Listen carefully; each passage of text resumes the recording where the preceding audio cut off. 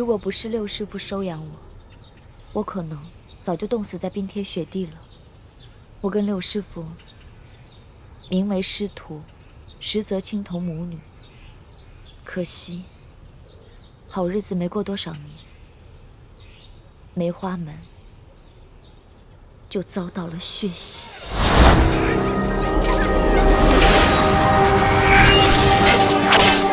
快走！爹，不能走，我要跟你走！快带青春去找靖王，为我梅花门报仇！爹，我们跟你一起走。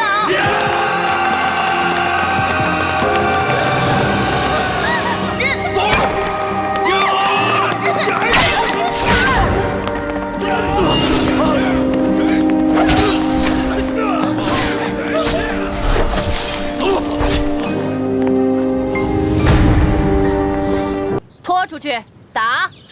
我说的都是真的。慢着。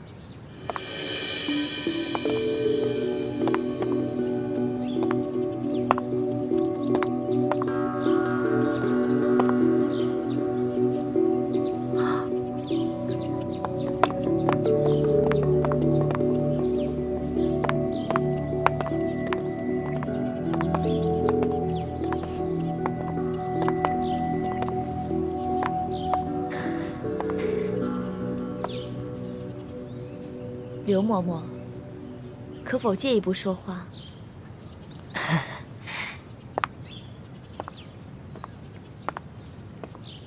这个秀女，我瞧着倒是挺有眼缘的，就替她说个情吧。昨儿个皇上赏赐我很多珠宝玉器，只是这个镯子，我戴着太大了，想来这大小啊，正适合嬷嬷你呢。哎呦，那就多谢厉贵人赏赐了。今天这事儿就看在厉贵人的面子上，我就不追究了。那就多谢嬷嬷了。这个秀女有些不懂规矩，不过长得嘛倒是挺可人的。嬷嬷不如把她交给我，我来替嬷嬷好好调教调教。厉贵人，你亲自调教，那自然是易小主的福分了。易欢，还不谢过厉贵人？易欢，谢过厉贵人。厉贵人吉祥。李公公安好。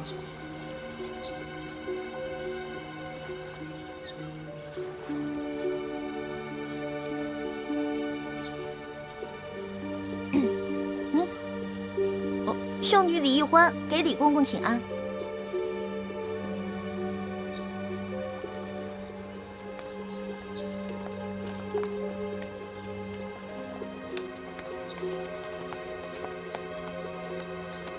薛姐姐，你没骗我吧？那个太监真的不是我爹啊？他真的不是。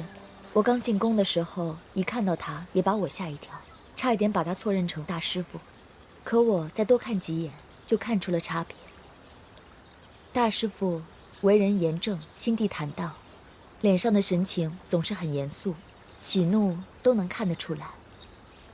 而这个李公公却是个深藏不露的笑面虎，你永远也看不出他心里在想什么。怪不得，你都被封为贵人了，他对你好像还不是特别的恭敬。这你就不知道了。来，这李公公啊，是这宫里的大内总管，在这宫里面很有权势，再加上深得太皇太后的宠信，所以啊，后宫的嫔妃们都特别巴结他，连皇后都不例外。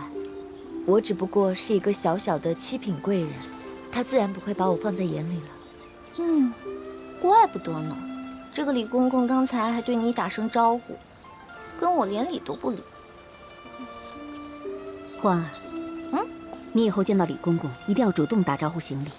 这紫禁城可不比咱们明珠谷。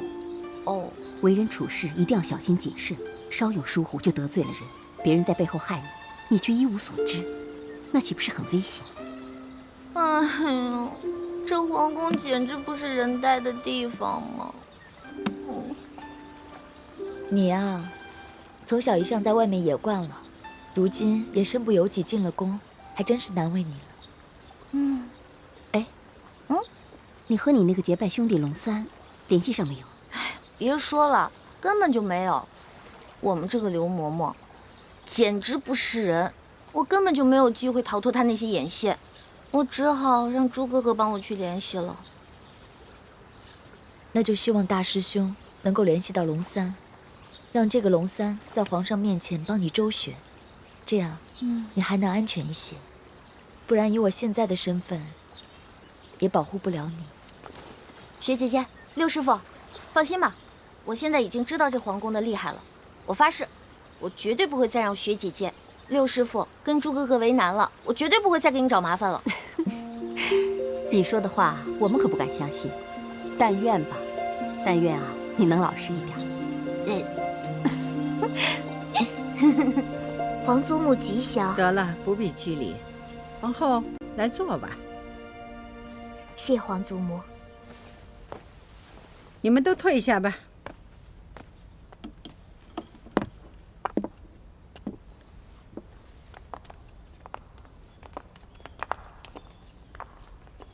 皇祖母，出了何事？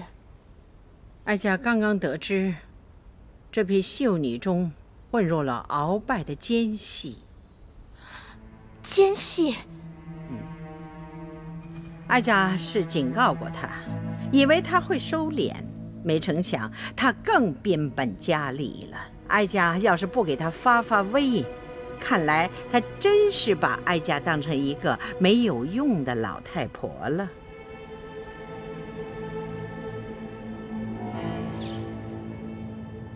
我前几天和另外一个太医被院判大人留在院中值夜，没能找到机会出去。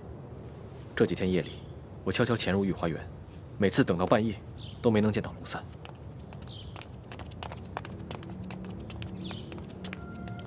他会不会跟你一样，被派到某处值守，没有机会跟我对接啊？你这个结拜兄弟龙三到底是什么身份？我问了那么多人，都没有人听说过有一个叫龙三的御前侍卫。不是。嘘。他跟我说的，他不会骗我的。你怎么知道他不会骗你？你没什么江湖经验，跟他交往又不深，他未必会真心对你。可是我们是拜了把子的。拜了把子又如何？你对他，不也隐瞒了你自己真实的身份吗？都怪我，每次跟他接头都在京城第一酒楼，什么都没顾上，光顾着吃了，都没打探出他到底什么身份。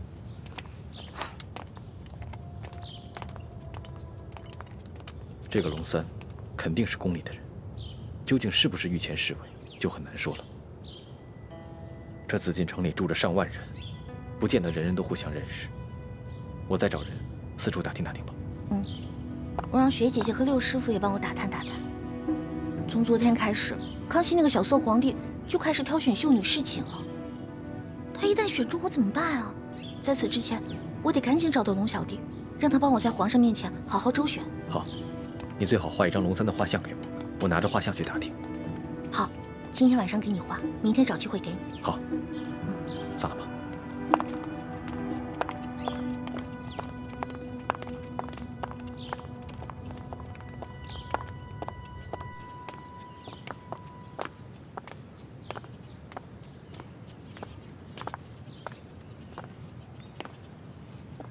太皇太后，秀女富察荣惠觐见。荣惠给太皇太后请安，太皇太后吉祥。抬起头来。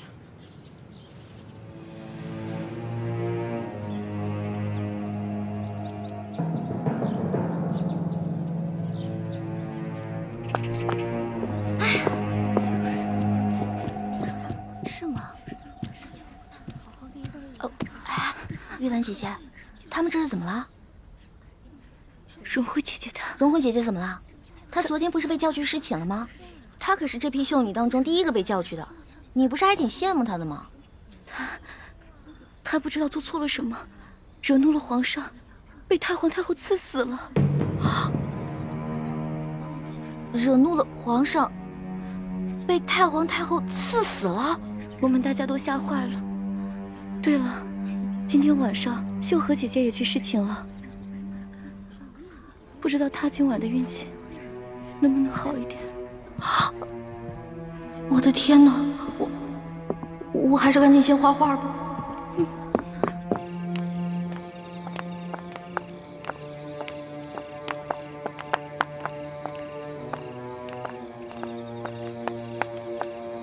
哎，猪哥哥，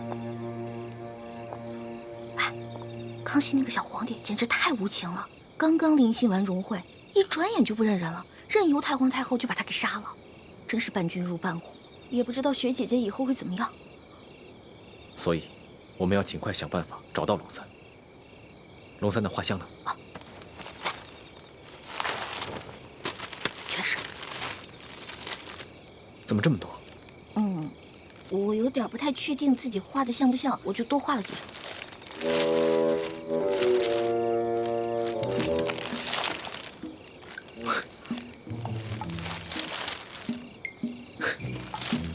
你这画的都是龙三？对啊，这张鼻子像，但是眼睛有点小。这张呢，这张眼睛画大了，下巴又不对。这张下巴像，可是眼睛有点小。这个眼睛还行，但是脸盘子有点大。哎呀，反正都还差不多，你自己看吧。环妹，以前在谷里上课的时候，就叫你认真一点，你就是不听。现在知道后悔了吧？哎呀，好了好了，别说我了，这时候批评我也没用啊。看来，我还是去御花园碰碰运气吧，看看能不能找到龙三。你去吧。好。传皇上口谕，宣秀女玉兰侍寝。妾玉兰，谢皇上恩典。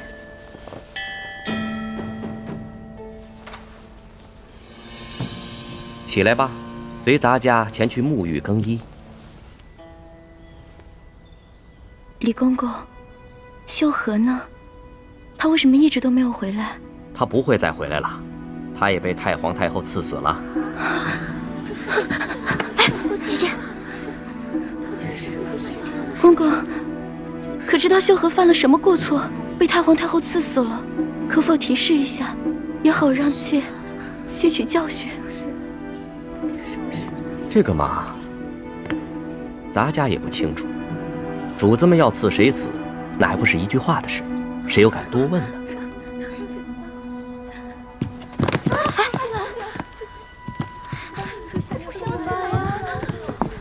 玉兰不会啊！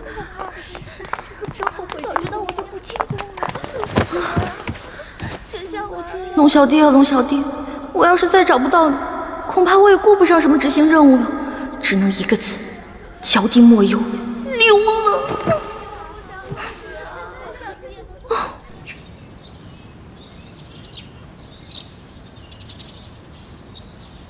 混入秀女中的3个奸细，都被哀家给处置了。这下皇上该清静了。皇祖母，如此一来，鳌拜一定会对您老人家怀恨在心的。这宫中啊，爱哀家的，恨哀家的，就像哀家的头发丝一样多。如今他们也老了，啊。这头发细的也都掉得差不多了，哀家就是为了皇上，不管他是明枪或暗箭，哀家都能挡得住。皇祖母，皇上常说，没有皇祖母就没有他，是您为他和大清江山撑起了这一片天。哎，那是，哀家跟皇上相依为命。这么许多年不容易呀！哎，皇上啊，是哀家的命根子啊，他只要不像他的皇阿玛，哀家就心满意足了。皇祖母放心，皇上不会重蹈先皇覆辙的。这么多年来，皇上从来没有对哪个妃子特别上心过。宫里来了那么多的秀女，皇上似乎也没有多大兴趣。他才多大，正当年少，又急于亲政，这男女之事啊，自然不往心里去。当他的朝局一稳定，那那可难说了。你看他的皇阿玛遇到那董鄂妃的前后判若两人呢。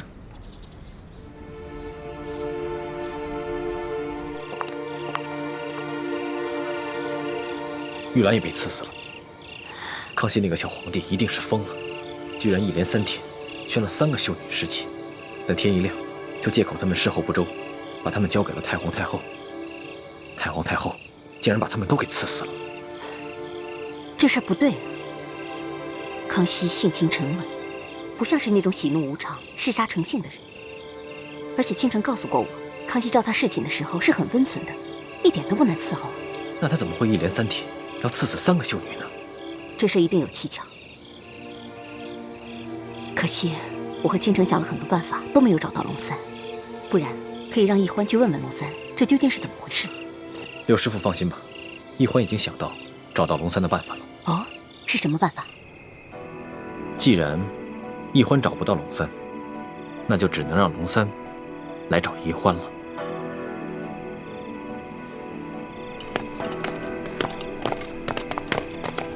纳赛，哪儿呢？那儿呢。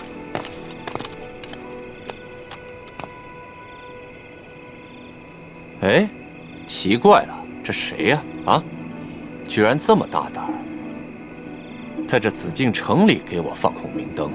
义父，此事蹊跷，这孔明灯上还印着2个字“龙三”，这会不会是什么行动暗号？纳赛，你带2个弟兄，把这盏孔明灯给我取下来。这，你们俩去御花园里看一看，到底是谁在放孔明灯，有什么目的？这。走，我们去保护皇上。这。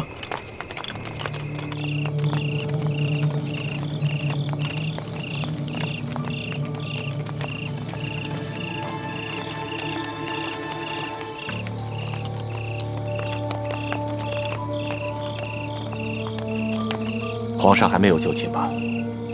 皇上正在批阅奏章。我也要见一下皇上，有劳公公帮我通禀一下。好，左大人，请你稍后。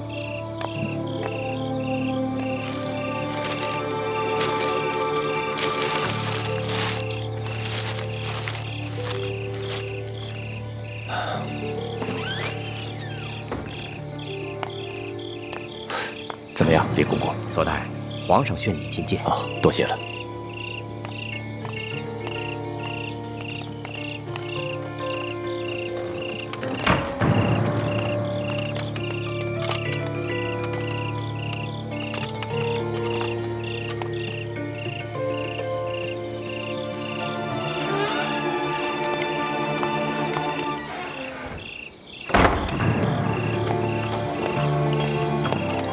皇上有旨，撤回御花园搜查的侍卫。从今天开始，如果再发现像今天晚上这样的孔明灯，一律直接上报，不许私下议论，违旨者斩。这。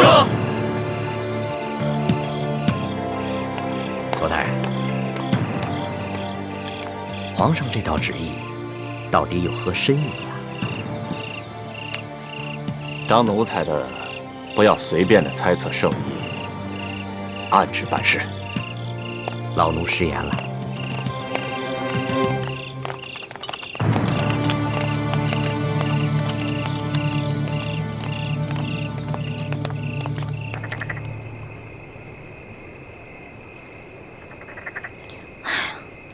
这个龙小弟，你要是今天再不出现的话，我就跟你绝交。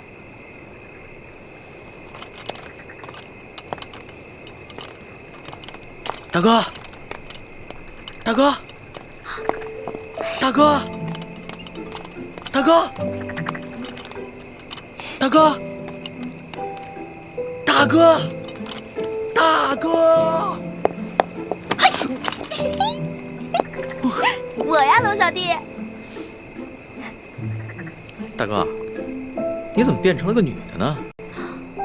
我呀，我是易欢的妹妹，易愁。大哥，你可别开玩笑，你手上那个玉扳指还是我结拜的时候我送给你的呢。这个呀，这是我大哥送给我的。这不可能，我大哥答应过我送给他的东西，他不会转送给别人的。所以，大哥，你到底是男的还是女的呀？龙小弟，我发现你这个人啊，身体不强，功夫还差，这江湖经验更是差得离谱，连我女扮男装都看不出来。我告诉你啊，亏得你是在皇宫里当差，你要去江湖混啊，早被别人当成下酒菜给吃了。得了吧，我早就认出来你是女的了。只不过我出身于官宦之家，从小见的女子都是胆小羞涩，大门不出二门不迈的。头次见到你这么大胆子，还敢溜进宫里偷吃东西，我呢就想看一看，接下来你还会耍什么花样。你的意思是说，你早就看出来我女扮男装了？我只是没有江湖经验，可我不是傻瓜呀。反正我们都已经结拜了，我就是你大哥，你就是我小弟，不管我是男是女的，你都得喊我大哥，知道吗？不行不行，你只比我小1岁，又是女的，你还让我叫你大哥？哎，你就老老实实做我的小妹了。不行不行不行，从小当小妹我都当腻了，好不容易落个大哥当当。我告诉你啊，这个当大哥啊，不是按照年龄，不是按照性别，而是按照能力的大小。如果你能打过我的话，大哥给你当啊。好吧，论武力，我确实不是你的对手。哼哼，哎，可是你穿的这一身女装，让我叫你大哥，我真的是叫不出口。要不然，我叫你大姐。我呸！大姐多难听啊！大哥大哥大哥。哎，不行不行不行不行，大哥，哎，这样吧，我叫你老大好了。行吧，只要你承认我比你大就行。我问你，罗小弟，这几日我哥哥约你在这儿见面，为何都不露面啊？这前2天啊，皇上派我秘密出宫执行一项任务，我这不刚回来吗？那我跟我哥哥四处打听，为什么都没有人知道你龙三这个人啊？老大呀老大，还说你江湖经验丰富呢。哎，你看看这宫里边宫女、太监、侍卫加起来上万人，那有些人在宫里边生活了一辈子，还不能全认识呢，有什么好奇怪的？听你这么说，好像是有点道理。我大哥是不是跟你说了？其实我就是鳌拜。嘘，咱们找个安全的地方说。走。哎，你慢点儿。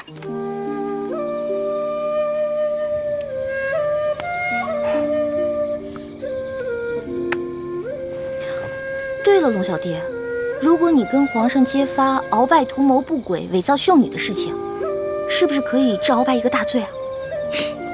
老大，你想的太简单了。这鳌拜把持朝政多年，连先帝委任的辅政大臣苏克萨哈都敢杀，这伪造秀女的身份就算得了是吧？就算皇上追究起来，到时候他自然有办法推得一干二净。而且，愿意为他顶罪的人多了去了。那怎么办？咱们拿鳌拜就没办法了？其实，鳌拜在暗中培训美女，送入宫中和各大臣的府上做耳目，皇上是早有耳闻的。只不过皇上刚刚亲政，没能把持实权，所以只能暂且隐忍了。可我万万没想到，他居然会找上你。嗨，我呀，本来可以施展轻功溜走的，但是我一想，我不是还有我的龙小弟吗？所以我打算把这些都告诉你，你跟皇上说，没准还能立个大功呢，是不是？没想到老大居然肯为我冒这么大的风险。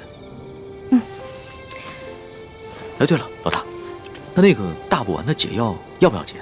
有没有解呀？哎，那个大补丸啊，当然当然要紧了。那个大补丸可是鳌拜独家秘制的毒药，我跟我哥哥拿它都没办法。但是我一想，为了你，龙小弟，我要心甘情愿，哪怕是上刀山下火海，也在所不惜。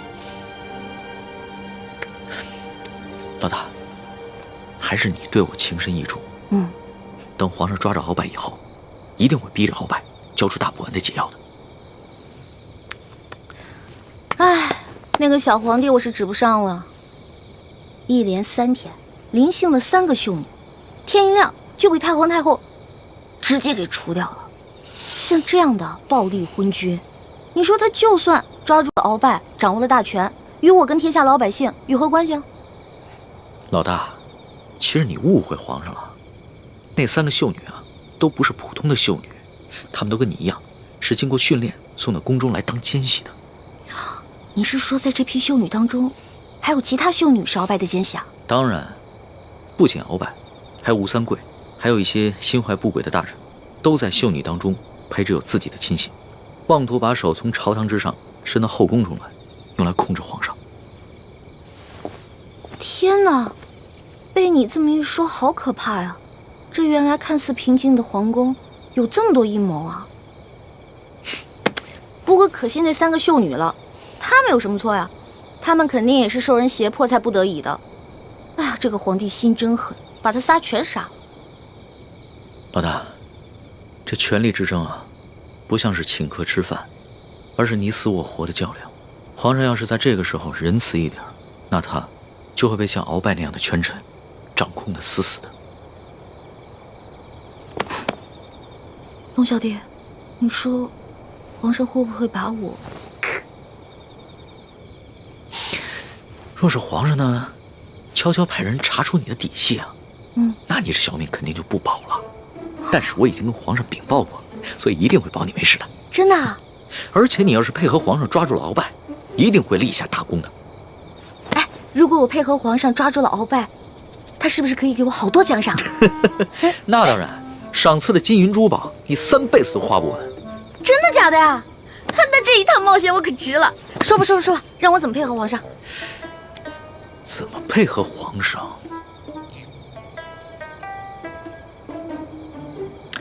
既然鳌拜如此希望你邀得圣宠，那我们不如来一个将计就计。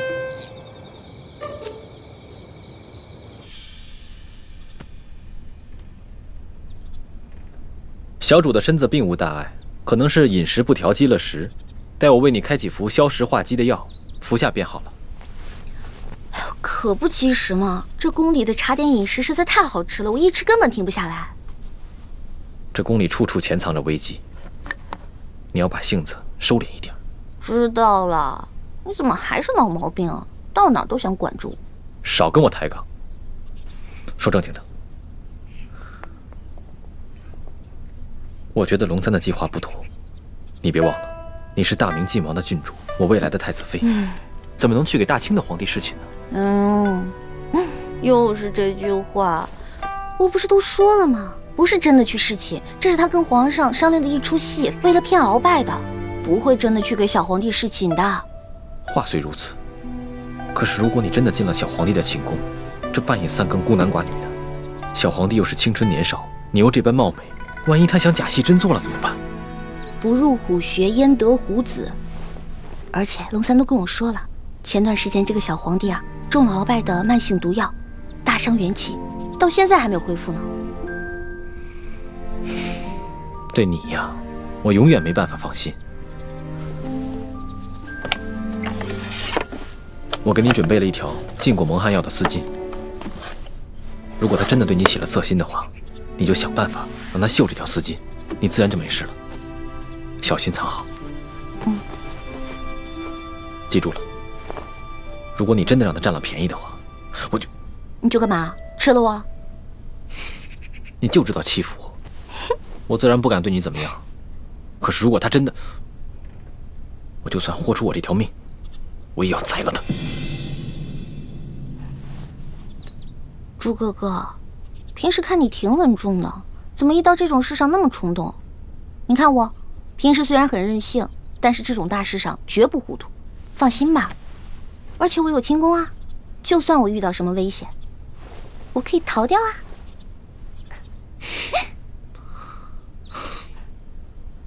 我这就为小主去煎药去。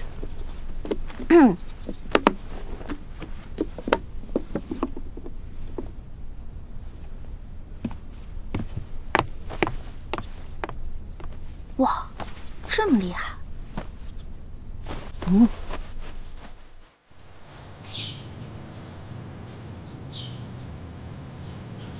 皇上有旨，宣易欢姑娘侍寝。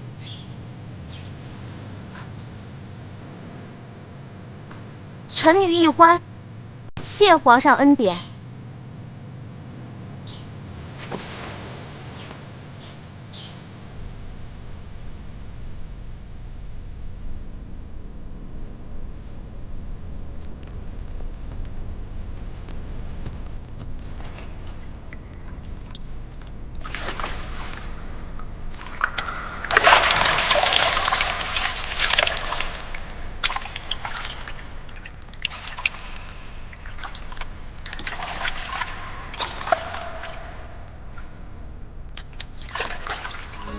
愿做他江山的英雄。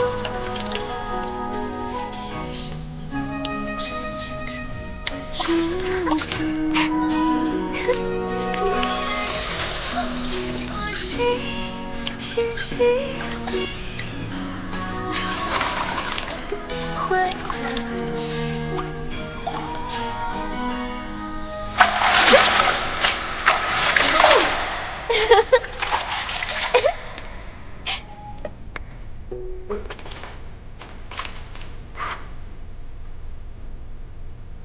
李公公，李公公，我要换的衣裙在哪儿啊？一欢姑娘，侍寝是不能穿任何衣服的。你要是沐浴完了，就请出来，我们为您裹上红绸，然后呢，就抬去皇上的寝宫。不能穿衣服啊？对，就连任何首饰都不能戴。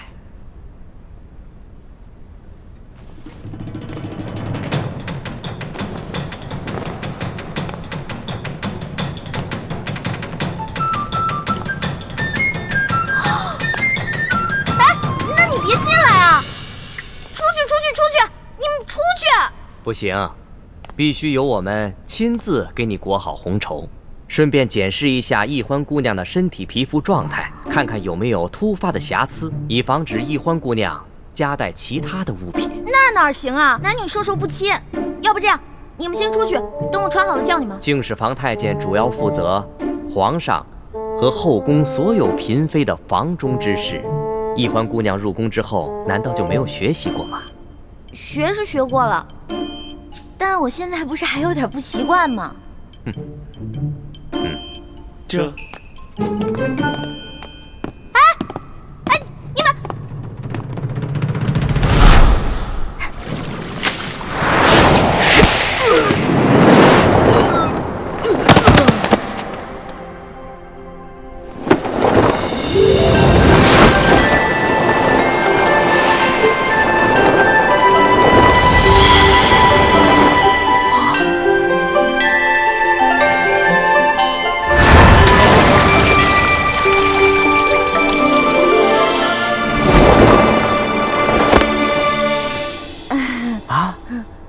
易欢小主，你居然会轻功！我爹啊是武将，所以从小呢，我跟他学过一些。公公啊，我也知道这宫里的规矩啊不能破，但是有的时候，咱是不是可以商量一下？我进宫之前呢，我爹给我留了许多提起钱，明天我好好重谢3位公公，怎么样？好吧，那只此一次啊，下不为例。知道了。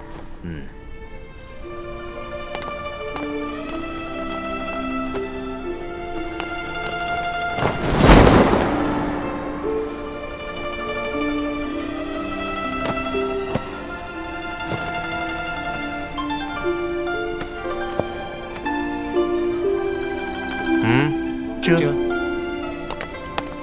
哎，那个公公，我把那个丝巾拿一下，我的丝巾。我的丝巾！哎，公公！易欢姑娘，别说丝巾了，一根丝线都不能带。我的丝巾，公公，我的丝巾！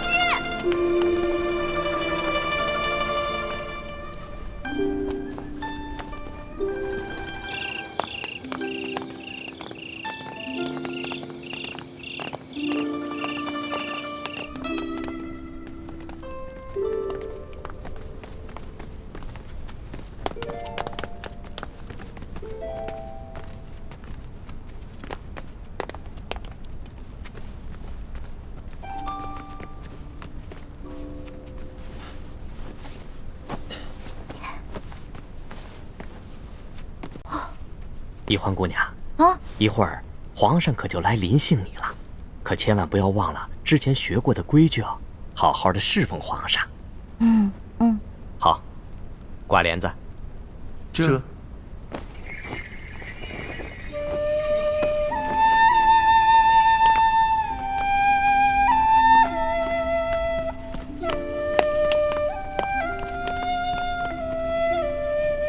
原来这就是皇帝的寝宫啊！也不知道龙小弟究竟和康熙那个小皇帝说好了没有？猪哥哥给我准备的丝巾没有了，万一这小皇帝临时起了色心，假戏真做了，那可怎么办啊？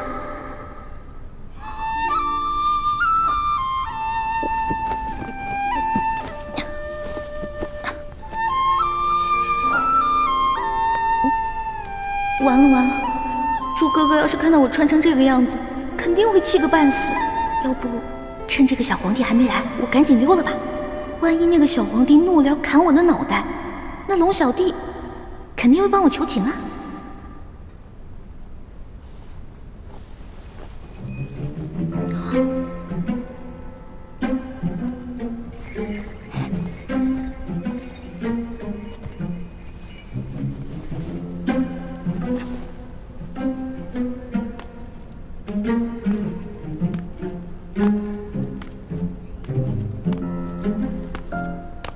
你要去哪儿啊？你谁啊？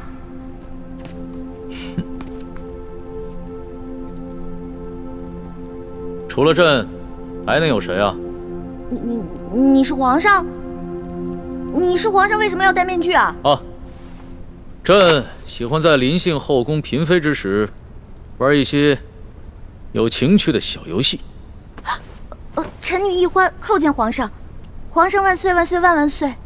起来吧，这里又没有外人，不必那么拘束。谢皇上。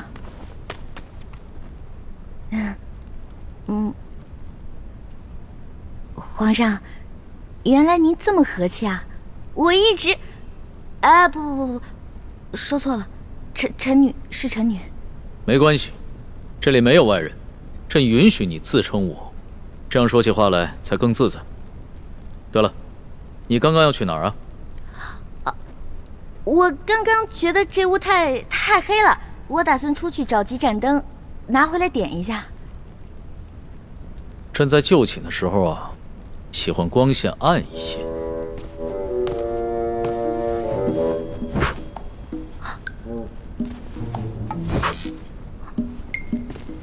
皇上，您别把最后一盏灯也吹灭了，我怕黑。别怕，有朕呢。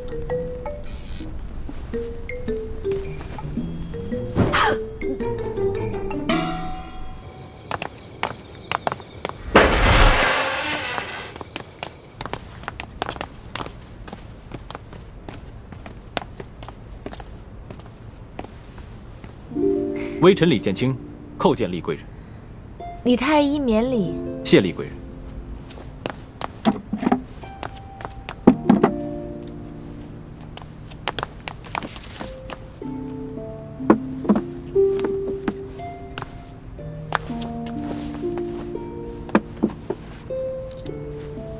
有劳厉贵人。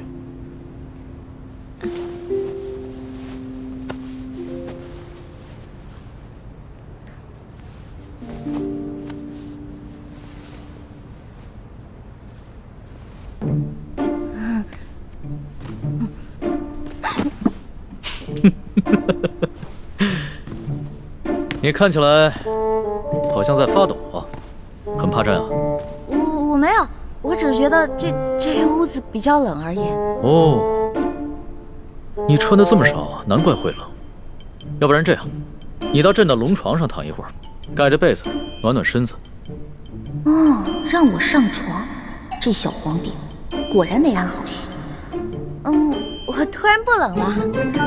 那就让朕抱抱你，替你暖暖身子。你果然很怕朕啊！可是朕听龙三说过，你的胆子一向很大，你在他面前提起朕来，那可是从来都不怕的呀。皇上，我不是怕你，我就是怕你离我太近了。咱不是说好了的吗？朕和你说好了什么呀？不是我跟您说好的，是龙三跟你说好的。您忘了，咱们这次只是将计就计，您假装宠幸我，为了博取鳌拜的信任啊。今天晚上的事情是假的，不是真的。朕确实是和龙三定下了这条将计就计之策。只是这漫漫长夜，何苦虚度？咱们也不必演戏了，就让朕真的信了你。再说了，这全天下又有哪一个女子不想做朕的女人呢？皇上，这天下女子也不尽是贪图荣华富贵之辈啊。对大多数女人来说，她们与其与这个后宫佳丽3000争宠，不如找到一个白头偕老、心心相印的有情人。那唐代鱼玄机就说过呀：“易得无价宝，难得有情郎。”朕自13岁大婚以来，还从未有人跟朕说过这样的话。皇上，您生气了？你不会砍我头吧？你当朕是杀人狂魔吗？动不动就随便砍别人的头。你这句话非但没有激怒朕，反倒更加激起了朕的兴致。我看咱们也不必苦苦作戏了，就让朕真的信了你。待共度良宵之后，朕便封你做贵人。皇上，你觉得如何？皇上，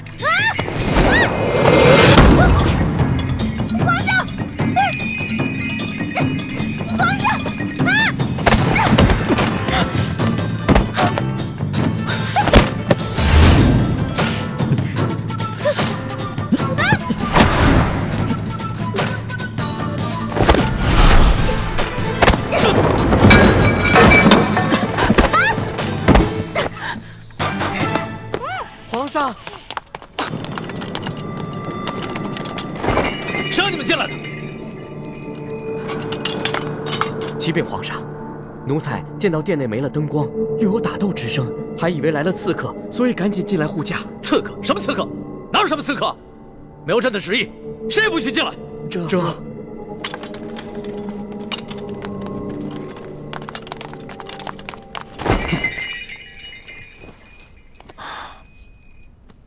好了，别再动手了。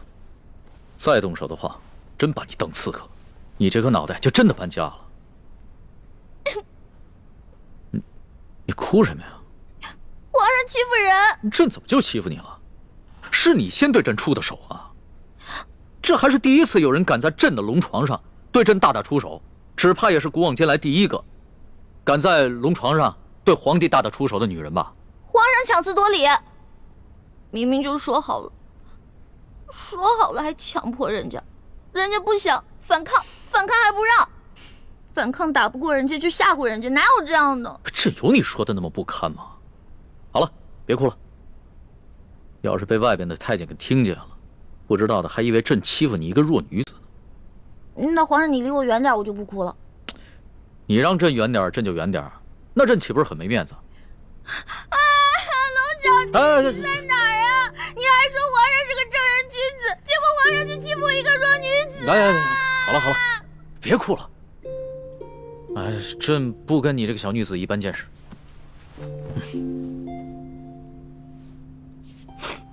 去找太医院的当值赵方抓药，我还要留下来给厉贵人扎针。是。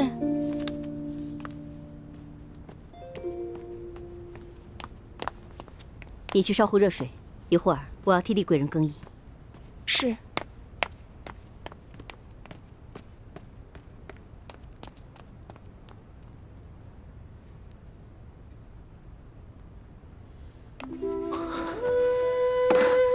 雪师妹，大师兄，太好了，我还以为我再也见不到你了呢。怎么会呢？你们师兄妹好好聊一聊，我在外面替你们把风。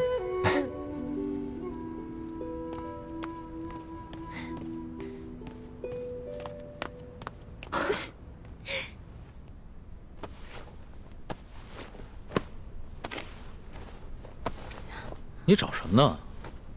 我想找个手巾擦擦脸。这龙床上哪有手巾啊？朕也不想传太监打扰我们。哎，你又想干嘛？放心吧，朕不会动你的。朕堂堂天子，一言九鼎，给你擦个眼泪。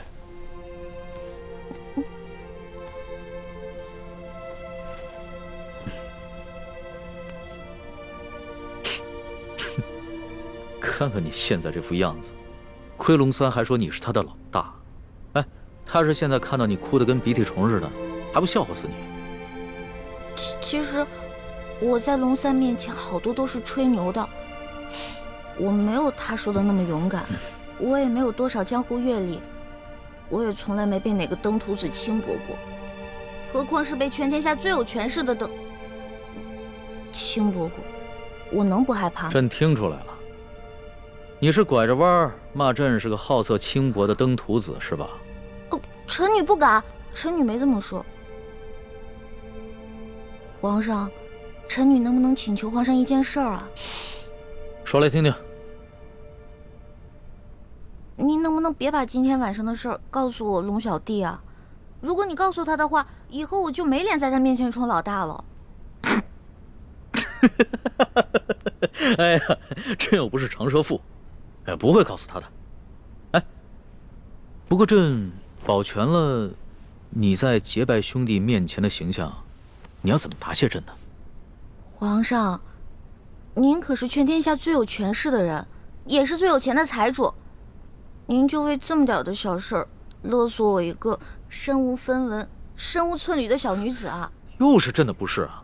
你怎么说来说去都是朕的不是啊？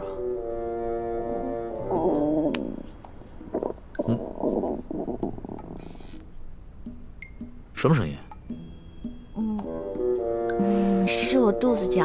我今天晚上实在太紧张了，所以没有吃晚饭，现在特别饿。朕想起来了，你最大的爱好就是吃。龙三跟朕说过，你现在在替朕办差，朕也不能让你饿着肚子。说吧，想吃什么？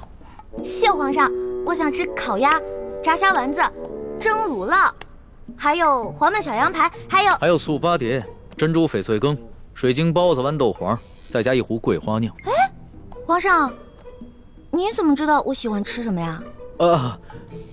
这个是龙三跟朕说的。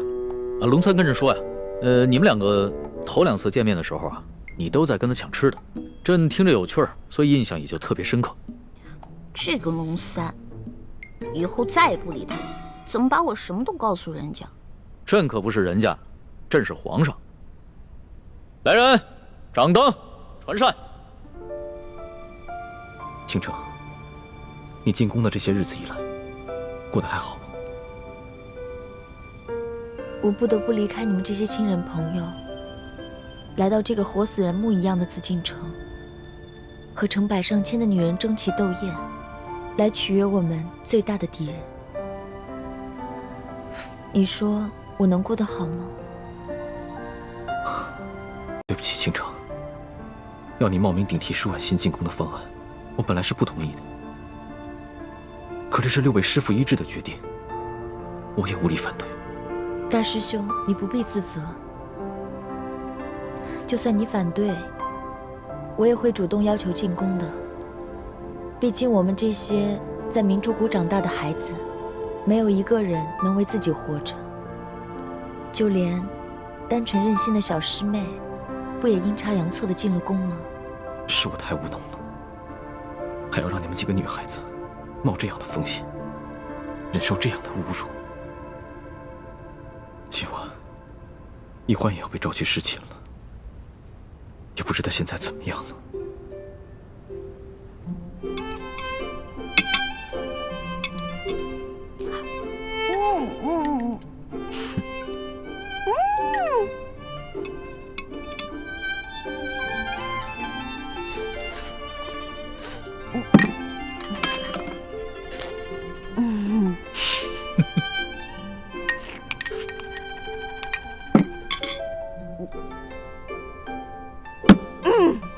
饱了。吃好了。谢皇上恩赐。撤掉吧。这。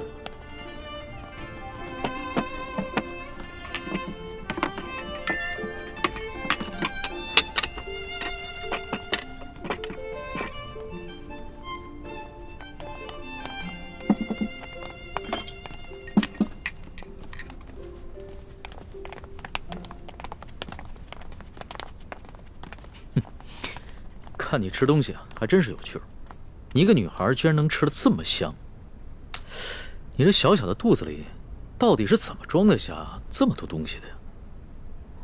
要论得上吃啊，这朕的整个后宫，无人及得上你。哎呀，那是他们装的。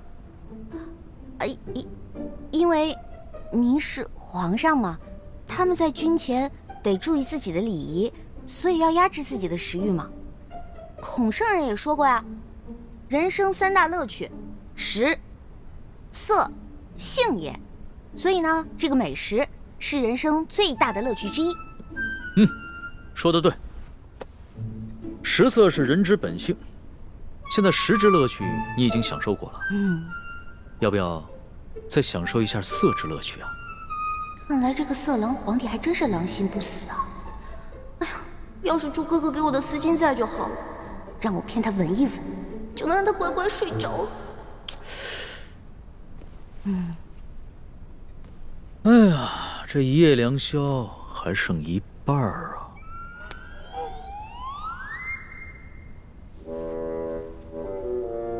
你要不要到朕的龙床上休息一下？哎呦呵！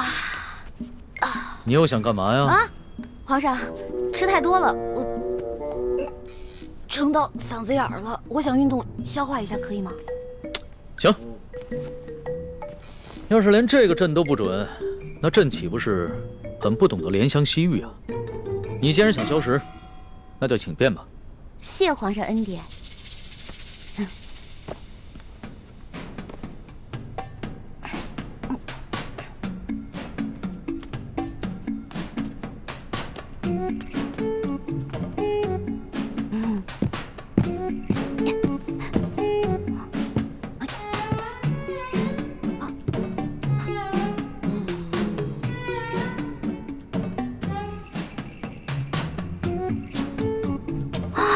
色狼皇帝还真是耐心啊！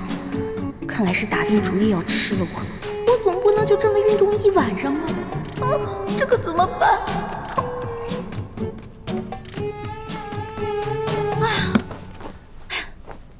累死我了！你累了？那要不要到朕的龙床上休息一下？哎呦，皇上，我可能吃坏肚子了，我肚子特别疼。刚才吃了好多杂七杂八的，特别疼。现在你肚子疼啊？那要不要朕传个太医给你瞧瞧？那不必了，我只要回自己的房间睡一会儿就行了。既然你都要躺在床上休息，那为什么要回到自己的房间休息呢？朕的龙床一样可以休息啊。我这可不一样啊！我肚子疼，我可能会拉肚子，我在您这儿拉肚子不合适，是不是？我得保持在您面前的仪态，所以还是让我回去吧。你要是真吃坏了肚子想方便，那朕的寝宫里面也有金逆桶，你用吗？我方便在您这儿？不合适，皇上，您可饶了臣女吧。人食五谷生百病，吃喝拉撒那都是正常的事情。要是连这个朕都接受不了，岂不是有违人伦？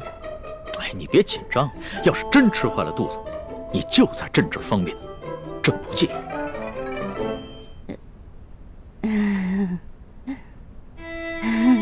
你看着我干嘛呀？黔驴技穷了，是吗？这个色狼皇帝想吃了我，门儿都没有。有了，我可以骗他行酒令，我灌醉他。为什么又不说话了？是不是又在想什么花招啊？皇上，咱们玩耍骰子赌酒吧。这样。咱们赌，如果你赢了，我就听您的上龙床；但如果你输了，您就让李公公送我回去，怎么样？敢不敢赌啊？这倒是挺有趣的，还从来没有人敢跟朕耍骰子赌酒的。好，朕就依你。来人，上一壶酒，再加2副骰盅。等一下，上一坛酒。皇上要喝酒，咱们就喝大的。杯算什么呀？咱们用碗喝怎么样？好，那朕就看一看你的酒量到底有多好。什么？对啊，我以前被召去侍寝，都是这样的程序。这是清宫特有的规矩，任何侍寝的女人都不能幸免。那易欢，现在岂不是很危险？大师兄，你先别担心，小师妹机智聪明，她自有办法应对。易欢虽然有些小聪明，可他毕竟年少单纯，又毫无应付男女之事的经验，而且这是在宫里，他要面对的不是普通的男人，而是掌握天下生杀大权的皇帝。大师兄，你身份特殊，千万别冲动啊！不行，不能在这里坐以待毙，我要想办法去离乾清宫最近的地方，万一出什么意外的话，我好及时出手相救。如果事情真的到了那一步，那我和师父只好放弃潜伏的任务，大家一起杀出紫禁城。不行，不到万不得已，你们千万不能暴露身份，否则我们就前功尽弃了。你跟六师父最重要的任务，就是潜伏在紫禁城里，找到关系到大业成败的铜匣，还有金钥匙。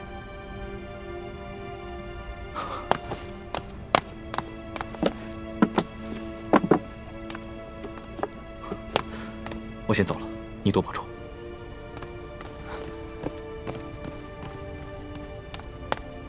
大师兄，为了易欢的清白，你可以不顾生死，而我呢？我在这里以身试敌，你对我就只有歉疚吗？皇上不好意思啊，您输了，喝酒，喝。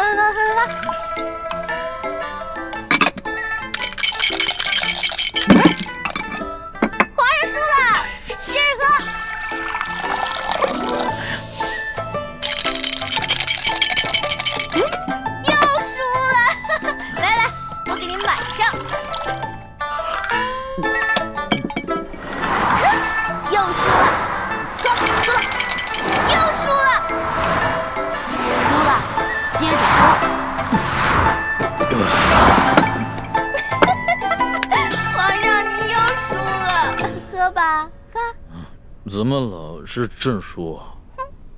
本姑娘从小玩骰子就赢遍全明珠谷，无对手。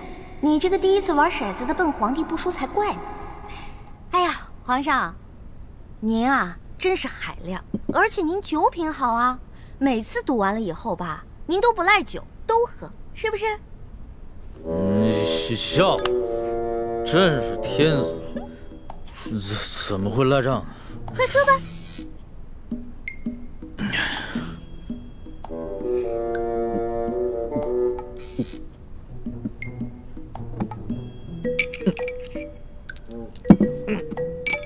皇上，咱们再来一局呗。不行，皇上，不行，真不行。哎，去哪儿啊？这酒还没喝呢，皇上。哎，皇上，皇上。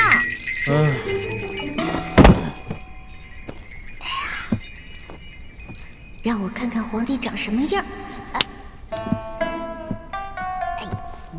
让我看一眼。易欢姑娘。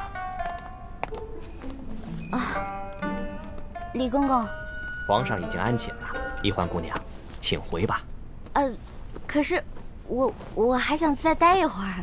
皇上已经安寝了，易欢姑娘还是回去吧。可我还没看见皇上长什么样呢。哎，这就扛走了就。哎呀，再让我看一眼呗。哎呀，可是我还没看见皇上长什么样呢。哎呀，这怎么小气呢？小气小气。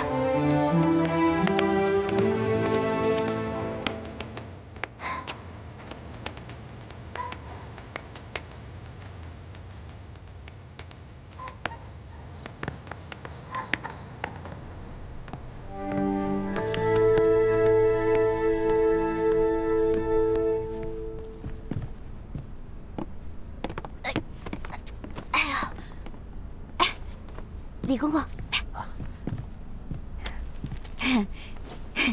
今天多亏了您了，拿着吧，拿着吧。易欢姑娘，你可真是大方啊！今天我看皇上对待易欢姑娘，比封了正位的娘娘还要特殊。易欢姑娘日后一定能够飞黄腾达。多谢李公公啊！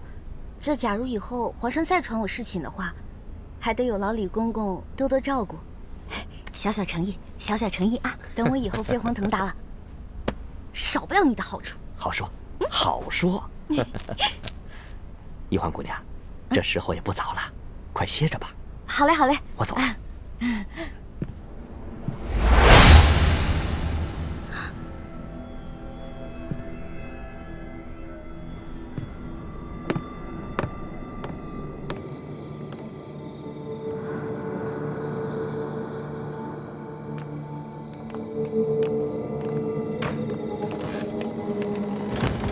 公公，这儿有没有方便的地方？咱家带你去吧。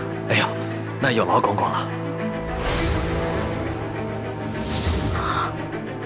原来这个李公公就是鳌拜埋伏在皇上身边的内线，那他肯定早就得到了鳌拜的指示，所以才会不动声色的关照我。别怕，是。你怎么穿成这样？朱哥哥，你怎么来了？那康熙有没有碰你？我刚才去见了倾城才知道，原来这宫中给皇帝侍寝，居然要脱光，再由太监用红绸裹着送到龙床上。你没事吧？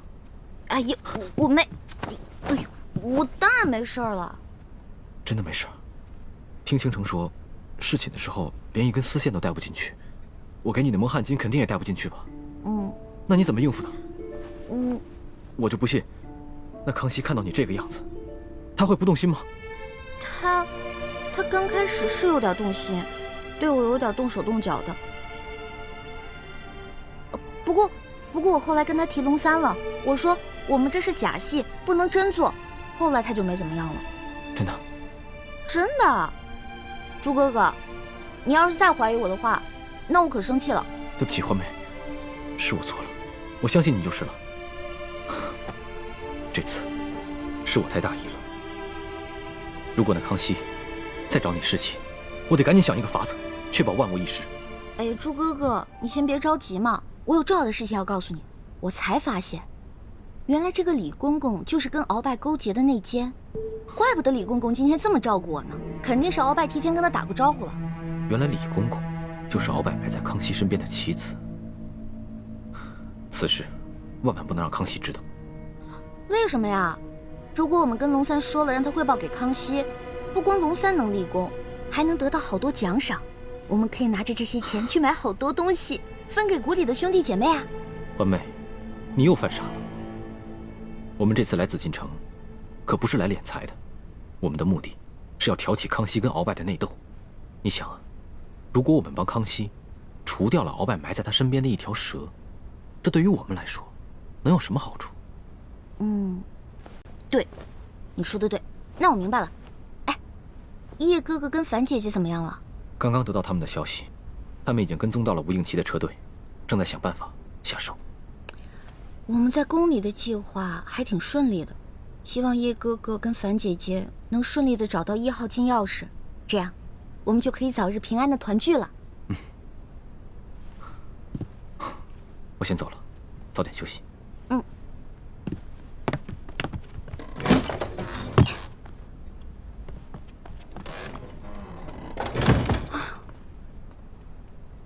折腾了一晚上，也没看到那个小皇帝长什么样。他长什么样呢？你觉得如何？皇上啊！嗨，我管他长什么样呢，反正不过就是一个风流流氓鬼。呸！不管了，睡觉去了。